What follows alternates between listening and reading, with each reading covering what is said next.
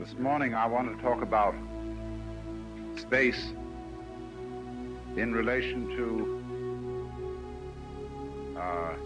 what is ordinarily called reincarnation, because this is one of the most fascinating applications of the sense that space constitutes something significant. Now, the subject of reincarnation is one around which is ringed an incredible amount of hocus pocus. And yet, there is something in it. And there seems to be something in it not mainly because there is a lot of alleged evidence for it in the form of stories of children who remember their former lives and so on. I want to approach the subject much in the way that Erwin Schrödinger, the physicist, does, because he has a view of this that does not involve any hocus pocus at all.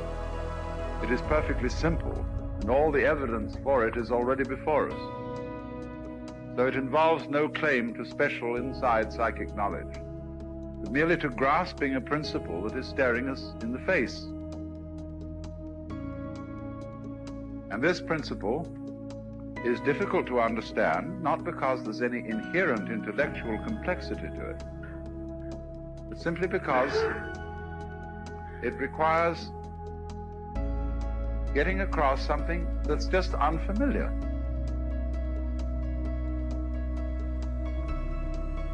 There is obviously some sort of analogy, which I've already drawn your attention to, between space and unconsciousness. Between stars, there is darkness. Between stars, there is not the energy which constitutes a so-called body. In some modern physical theory that is purely hypothetical, not really tested, bodies in space are thought of as points at which space is intensified. But at any rate, there are these gaps, these intervals, and obviously the unconscious state must appear always through the conscious state as a gap or interval. So when we go to sleep at night, we wake up in the morning almost instantly. In other words, there appears to have happened nothing except something quite vague between going to sleep and waking, unless you had dreams. And so you can conceive, or barely conceive, going to sleep but not waking up. Or the reverse of it, waking up without ever having gone to sleep, which appears to be the nearest we can imagine to death and birth respectively. Go to sleep and never wake up when we die. When we were born, to wake up, but not to remember ever having gone to sleep. And of course this bugs our imagination because it's inconceivable in terms of consciousness. People are afraid, some people are afraid, of the possibility of eternal annihilation. And I suppose one of the most eloquent expressions of that is John Betjeman's poem, Before the Anesthetic, where he would prefer rather even the dismal hells than that this eye should cease to be.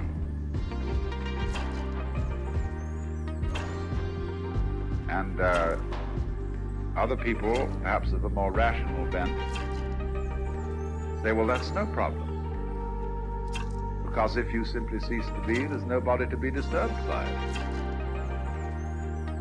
You can't experience not being there forever. what most people do is they project upon the prospect of annihilation the imagination of being shut up in a dark prison, in, as it were, a super sensory deprivation chamber forever. But of course, there is no, the notion of eternal annihilation really has no meaning. It is an attempt to conceive nothingness, non-experience, and so far as our imaginations are concerned, nature abhors a vacuum. We have to project something into that, because psychologically as well as logically, it is a void. However, you see, just as we've been discussing the notion, all creatures whatsoever, not to mention all people, feel themselves in the middle. They feel central to their experience. And being central to experience is the nearest thing I can conceive as a meaning for the word I. Not an ego, because that is a social structure, a social institution, which has been kind of implanted upon our psychological behavior, upon, shall we say, experience, because experience is a thing that we are taught. We are taught what experiences are permissible and what are not, just in the same way as we are taught what speech is permissible and what is not, and what gestures are permissible, what actions are permissible and what are not. So our experience is trained. We are trained to experience ourselves as egos. But still, underneath the implantation of the ego experience, there is this sensation of centrality. You may feel that your center is isolated, as in the ego thing, or you may feel that your center is simply the center of a being, which is you, which extends to the ultimate limits. But in every case, there is this sense of centrality in every being that exists. And therefore, every being is I, just as you are. And there are always I's in this sense. So long as the planet endures and there are living creatures on it, this is a planet which I's. And so long as there is the possibility that anywhere in the galaxies there should be such a planet, or creatures who focus the centrality feeling of the universe, there is I. And that I is always you.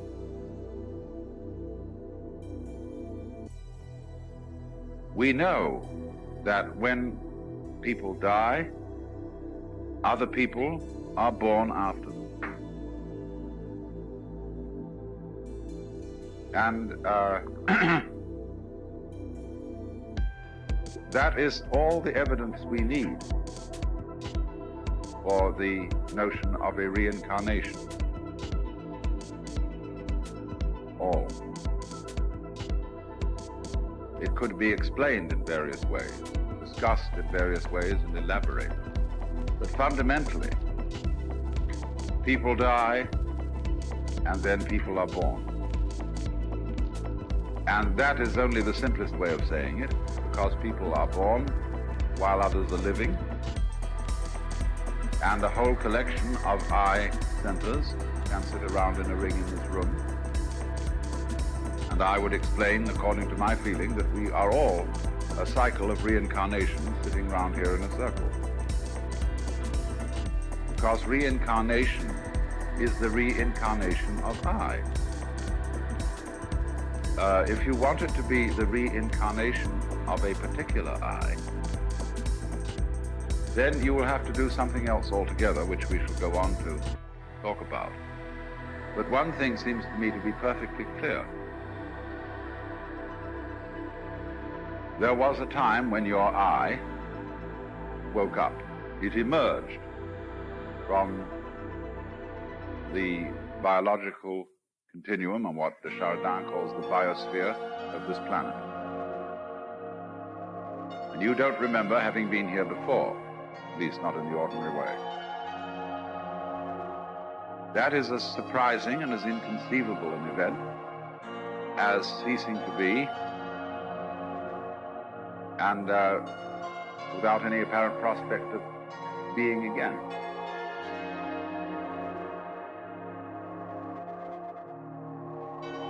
But you see, after this event called life, if you go back to unconsciousness, you go back to where you were before you started.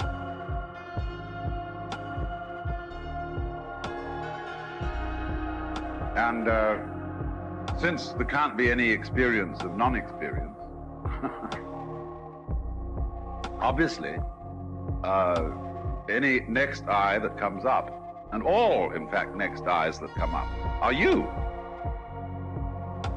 Only since I is an experience of centrality, you don't experience yourself as multi-centered. You experience yourself as a particular center. Because the universe, although it is multi-centered, each center is experienced uniquely. So what you might roughly expect is this, that after you die, the next thing you know is that you are, without the slightest memory of whatever happened before, you repeat the same sort of experience as you had when you were born. As if somebody else being born. There has to be someone around. I'm merely saying that the experience of being I goes on. Even if there's an interval of several billion years, it makes no difference whatsoever. I mean, supposing the human race was wiped off the planet, and it took that much time for it to reappear, or any living creature, that would make no difference to this phenomenon. So, let me repeat, since there is no possibility of a non-experience, there are always experiences coming up, and each one of them is you. Because that's its I. Now, I know there's a difficulty in this, because it arises from the fact that we identify I with ego, and part of ego is a memory system. You know who you are in the sense that you remember who you are. You identify yourself with a series of events that you remember, and these are like strung out in a line. They're like a certain tune. And therefore you identify yourself with that tune. So we repeat ourselves. We have consistent characters, just in the same way as a tune is always constructed to repeat itself in a certain way with variations, so that we recognize the tune and the name of the piece by hearing even one part of it. So here is a tune, see, that is being played, and it is attached to a center called I. Only the I is much more than this particular tune, this particular series of memories. Even though we are persuaded and kind of coaxed into identifying the whole I with that series of memories. But you know, supposing somebody plays a Chopin etude, and then he stops. Then later on, somebody else plays it. Is it the same tune? Why, in one sense, yes. In another sense, no. So, it is possible, isn't it, that even though your tune was wiped out because the memory system goes with death, the same sort of tune can be played again.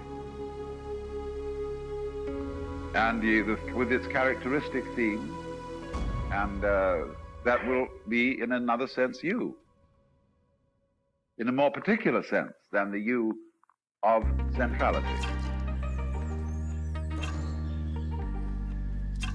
In Buddhism, there has never been the idea that rebirth or reincarnation involves the transmigration of a specific soul, because all schools of Buddhism are agreed on the idea that the individual self or soul is an illusion, Maya. And they liken the process of rebirth to the motion of a wave across the surface of water.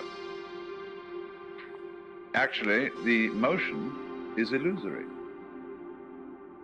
The water simply goes up and down, and there is an optical impression of a wave moving out. No wave moves, and yet there is the seeming of movement. So the Buddhist would say, no soul reincarnates, and yet there is the illusion of reincarnation. Buddhists think of reincarnation as an illusion, and yet believe in it. Westerners think of it something that might be a fact and find it difficult to believe. Westerners adopt the idea of reincarnation as a comforting idea. Buddhists are trying to get out of being reincarnated.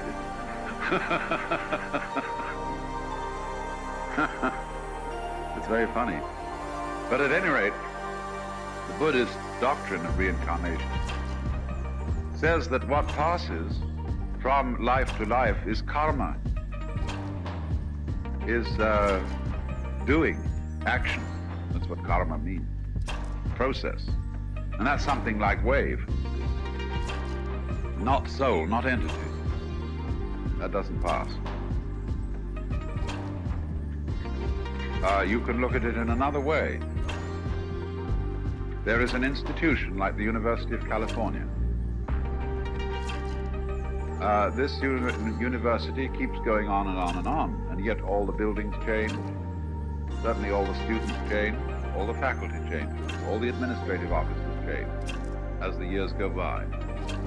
Yet it's still the University of California. What is the University of California? Why, it is a process. It is a doing. It is a pattern of behavior. Your body is in the same situation. There is not one scrap of you that was with you 10 years ago. It has all been rebuilt, reorganized, completely repaired and renewed. Then who are you? You are a pattern. You're a process. It is identifiable and recognizable. You face in a certain way. You hair in a certain way. You eye in a certain way. And you behave in a certain way. So we recognize you.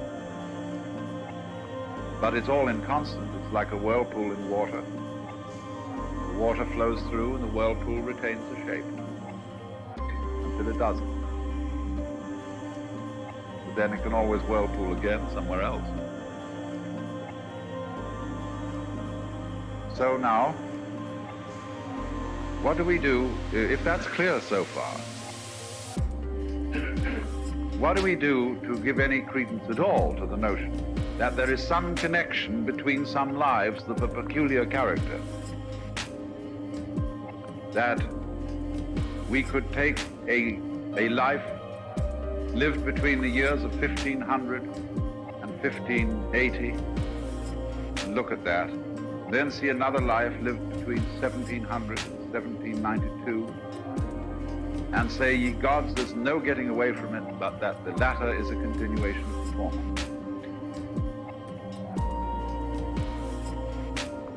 Now, how could you do that? Well, very simply. Let us consider that we are looking at an enormous number of biographies scattered over a very great period of years.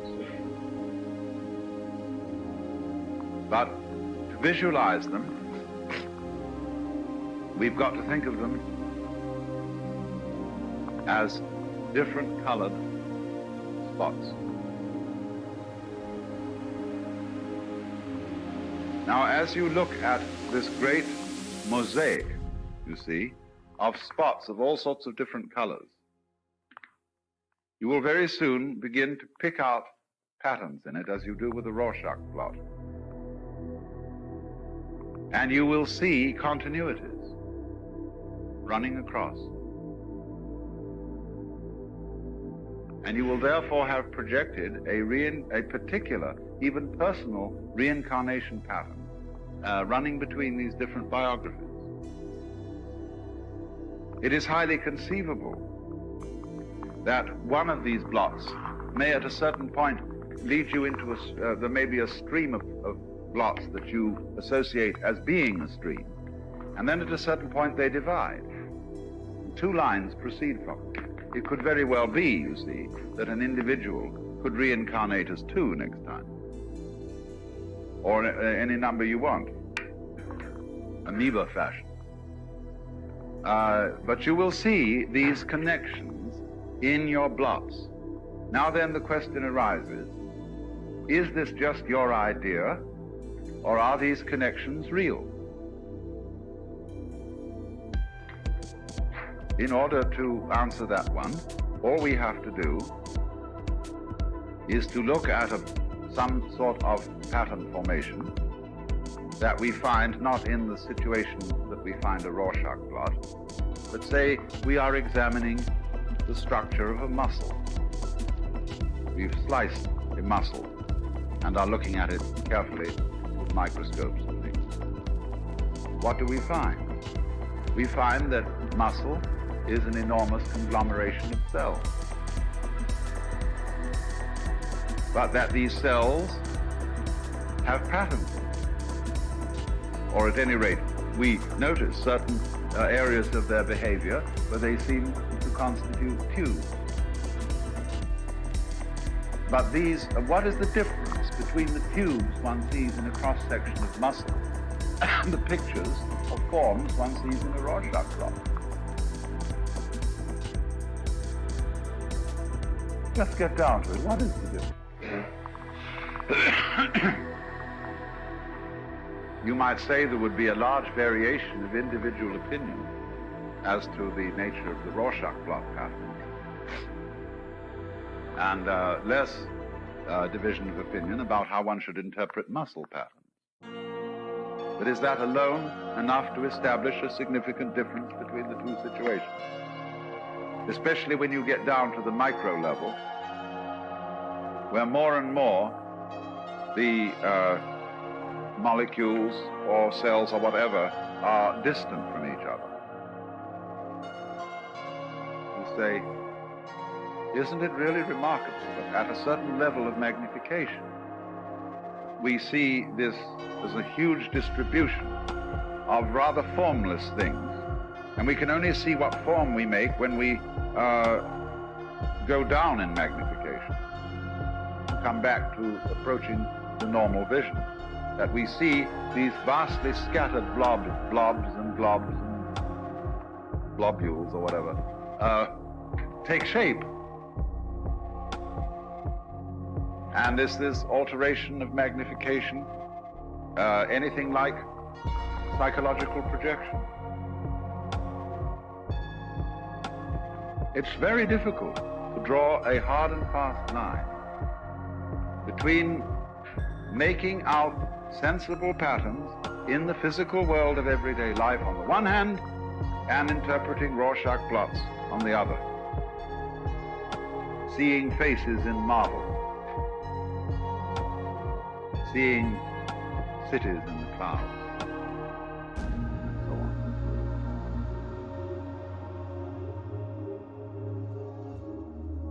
So then, what might appear as lines of continuity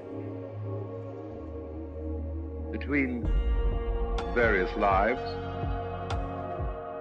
could be said to be there in the sense that there are veins and nerve lines embedded in the cell structure of muscle.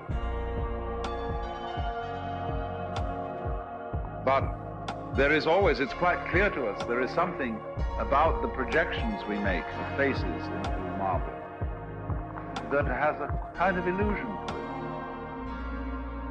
Quite so.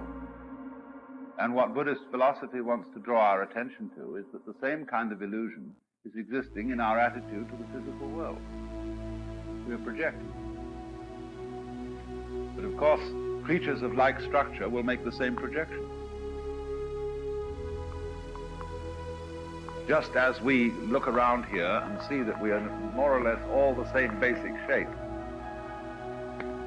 and therefore probably have the same sort of brains inside our head, we are projecting a more or less similar structure upon the external world. And our agreement about that is the same thing as saying, well, that's the way it is. But you see how relative that is. It is in relation to having a brain system of this particular kind.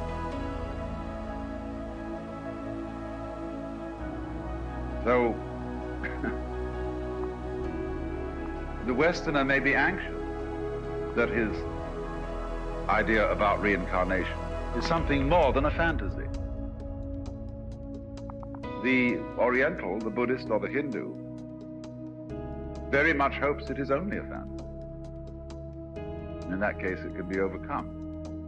He can be delivered from a cycle of futility. Only you mustn't understand, again, you mustn't understand that too literally. If you want to know what Buddhists really teach on this matter, put in a very simple way, you get a book by Alexandra David Nail called The Secret Oral Teachings.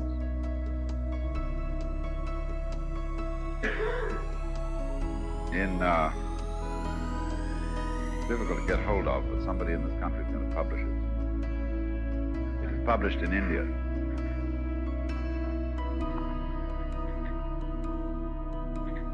But I think Lawrence Ferlinghetti is going to publish it.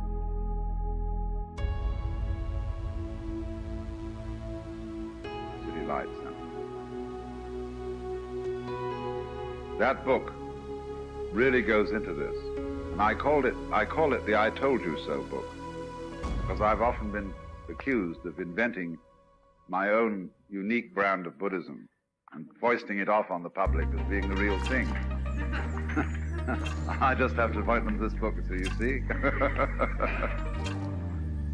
Alexandra David Nail, that's French, D-A-V-I-D -N-E-E-L. David Nail. Say David Neal.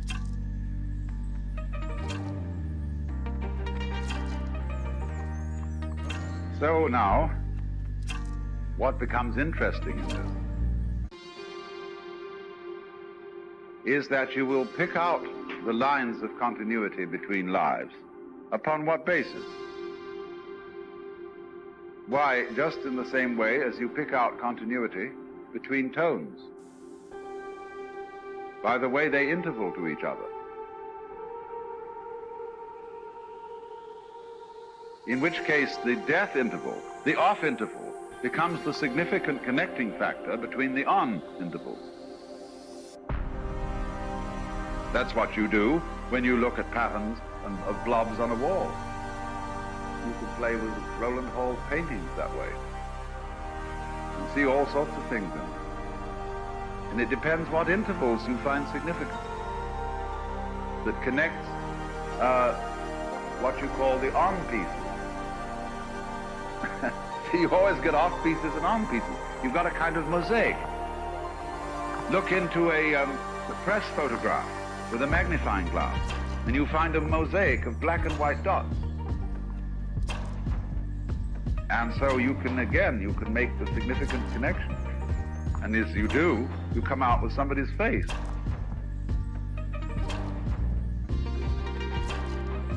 And so in the world, our nerves are very much like the press photograph. When something impinges upon the retinal backdrop of the eye, it impinges on a whole lot of rods and cones that are either on or off. The state of a neuron, you see, is that it fires or it doesn't fire. So we've got this press photograph thing in it. If you work with LSD, this comes very clear. You get a vision sometimes of the world which is positively pointillist, like the paintings of Seurat. Somehow it seems as if your nerve ends have been activated individually, and you become aware of a grainy quality in everything. This could be dismissed as a pure hallucination, but all hallucinations have some basis in our neural structure, you see. They may not be experiences that are of what we call the objective world, but in any experiment that turns your consciousness on your consciousness, your senses on your senses, you will get curious things happening, just as you might get oscillations in electric circuitry. So it would then be intervals, once again, that could be the significant connecting factors in a developmental pattern of an individual through a series of incarnations. But those intervals are illusions. The connection is illusory, but in a sense of illusion to which we Westerners are not really accustomed. Because Maya means illusion in a very complex sense. It means also creative power, art, magic, calculation in the sense of the calculus.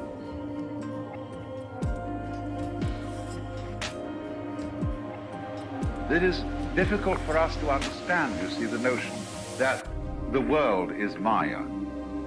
Why is it difficult for us to understand that? What is our feeling about saying this is a dream, a projection?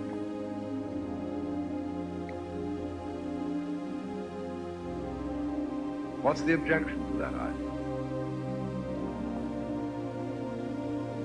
Well, I think that historically, at the root of our Western objection to this idea is that it's discourteous to God. It is as if to say God did not really create the world, as it says in the Bible, but that he only seemed to. But you realize that this is an absolute verbal hang-up.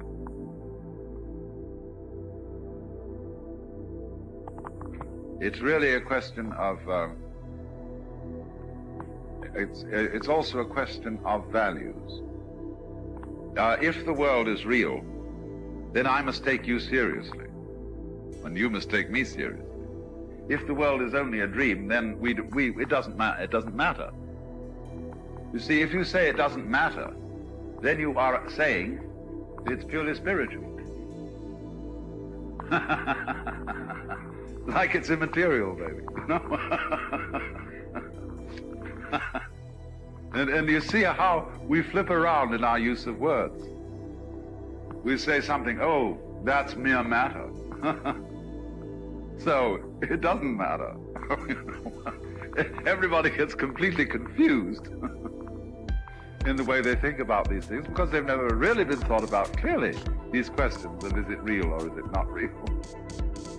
When an Oriental says to something that it's not real, the first thing he means is it's not permanent. And so the quality of change, of the smoke-like, and therefore they say the dream-like, because the dream vanishes, you see, and so they say life is like a dream. It keeps, as you get older, you're more and more aware of the speed at which things change. With a child, it seems to be slow. Children easily get bored. And as you get older, life is just going, especially if you live in California, where you can't keep a steady mailing list for more than 2 months, because every 2 months, a quarter of the address is changed. And, the bulldozers come in and they change the shape of everything and knock down all the old buildings, and up go new ones, and then they get knocked down. Well, they're so jerry-built that they fall apart. But there it goes, you see, and so there is this quality. He means dreamlike. The thing is in constant flux. But he also means illusion in showing the extent to which what is going on in this flux is a creation of the perceiving organism. So that by illusion, the Oriental also means relative. As in the relationship between the air vibrations and the ear, between the cloud, the sun, and the observer, these things produce rainbow, sound, and so on, but these are relative realities. So when Buddhists use the word void, shunyata in Sanskrit, as designating the nature of the world, this should rather be translated relativity than nothing. The great scholar Stravatsky made this very plain. Buddhism nirvana. It is relativity that we should think of, rather than our ideas of non-being. So from that point of view, as also from the standpoint of quantum mechanics and modern physics, the illusory nature of the world is very clear. It was so much so that one physicist, who was a little daft, used to go round in the most enormous padded shoes, the fear of dropping through the atomic structure of the floor.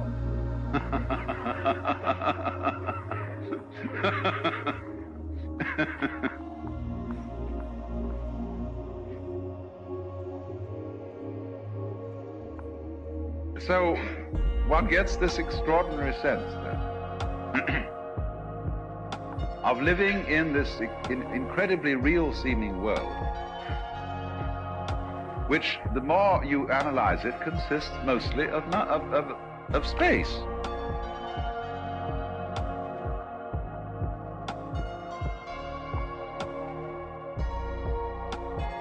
And you come to feel a, shall I say, diaphanous quality about things.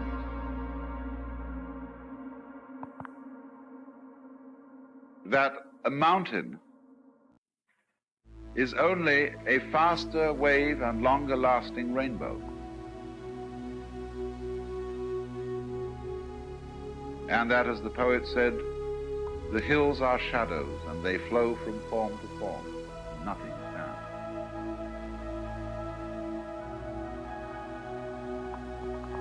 And if you will experience this kind of creepy feeling you get when you think that this is just, that you and everything about you is just a whoosh, here and gone,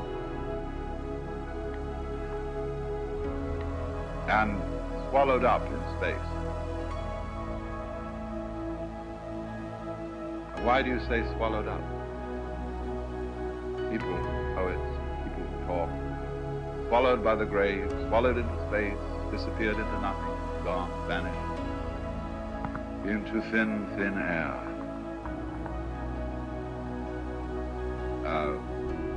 Why is there an objection?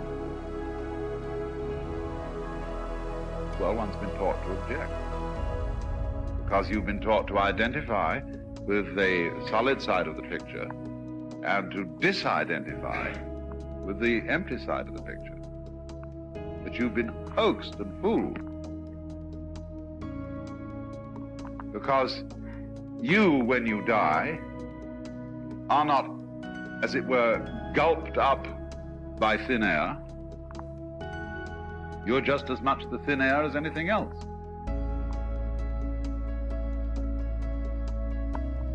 It's all of a piece. It isn't a fight going on. But everything is represented as a fight. A contest between this side and that. But this is really the whole thing about illusion. Where the ordinary person sees a battle, the enlightened person sees a cooperation between two sides. Have you ever tried to play chess with yourself and honestly take each side as you play its move against the other one? Or to get two, you know, those swords they have in bars, they stick into olives in martinis. You get two of these swords and fence with yourself and see if you really can stick it into one of your hands and have the other one defend it. This is the most fascinating game. And this is the game God is playing, sitting there. Two hands, you know, here's good, here's evil. Here's Jesus Christ and here's Lucifer. And he's got real involved in this fight, you see. When he finds out that if he makes the right hand win all the time, there's no point in the game. He has to get into the left hand. And but in order for there to be a real fight, he mustn't let the left hand know what the right hand is doing, vice versa, you see. Here explains all the stuff in the Bible.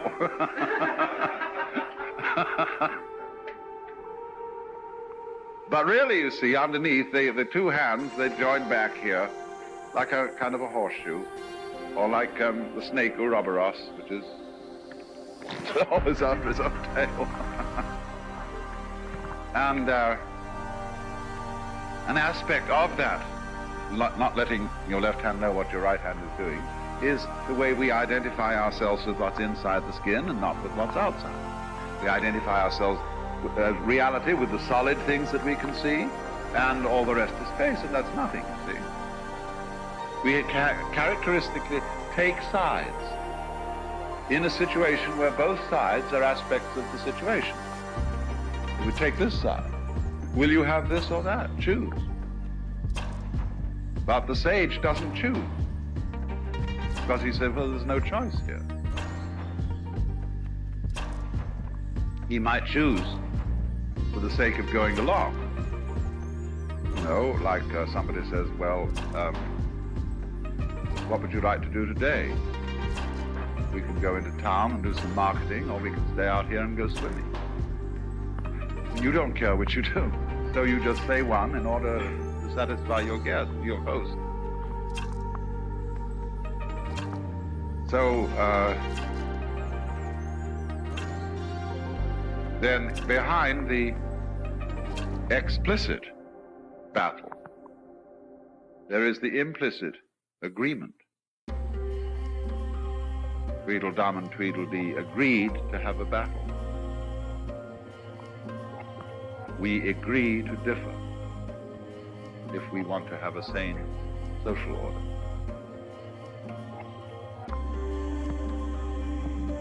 So, cheer up.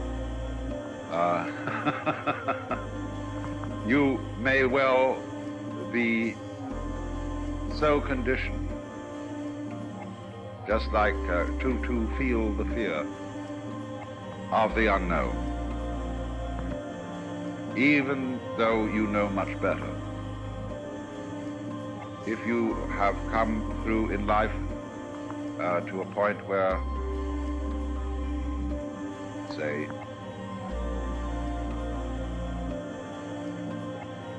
you have bad teeth through aging, or hardening eyeballs.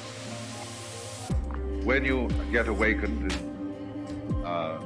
get satori or anything, it won't make any difference to your teeth or your eyeballs. I have never heard of a case of a spiritual healing of somebody's teeth.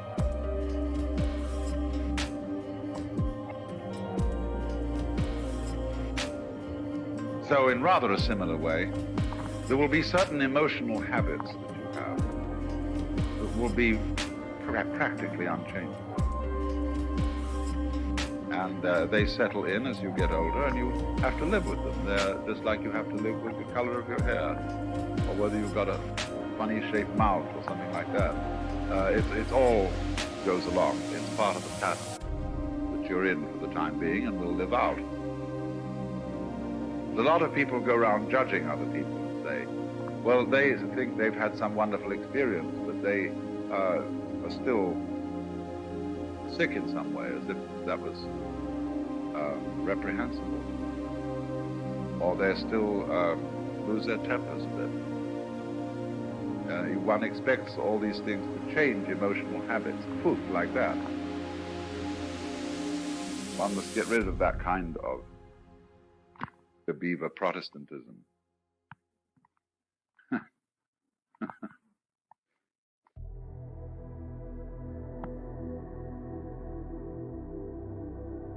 So, but you know what does happen is, although you have fears, anxiety basically, in the face of life and death, nevertheless you can get to a point where it's like having a deep center which isn't anxious. And above all, isn't anxious about being anxious. You say, okay, so I get anxious. And somehow you can tolerate it. You can stand the tension.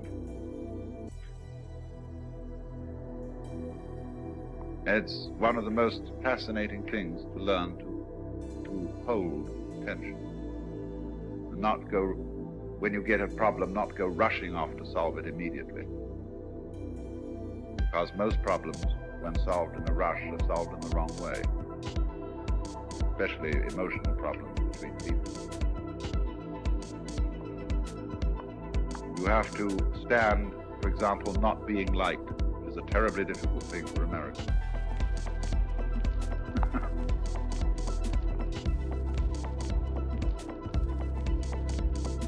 But what I've said here, I think, about space and about rebirth and so on, you will notice one thing about it all. It doesn't, nothing that I've said, or understanding anything that I've said, doesn't require any kind of what I would call special knowledge. It's all out in front of you. It doesn't require, actually, it doesn't require meditation exercises or LSD or anything. It's all out in the open. And the only really essential meditation exercise is stopping thinking. And being able to perceive without conceptualizing what you're looking at. And that's the interior silence, without which, well, there is really nothing to think about or talk about.